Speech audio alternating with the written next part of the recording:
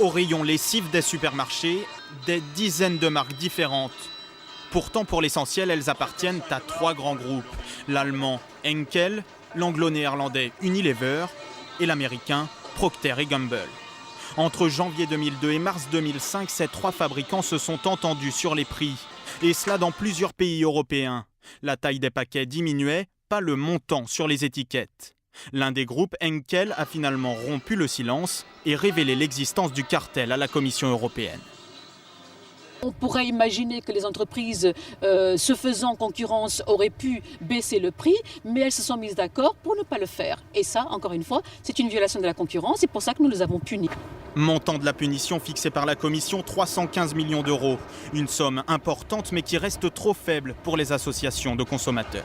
Ce qu'il faut savoir, c'est que quand ils payent une centaine de millions d'euros d'amende, ils ont engrangé derrière des milliards de bénéfices. Donc finalement, ça vaut plutôt le coup de tricher, parce que quand on se fait prendre, on a un bilan plutôt positif.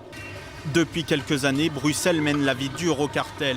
L'amende la plus importante date de 2008, près d'1,4 milliard d'euros de pénalités pour des fabricants de verres automobiles.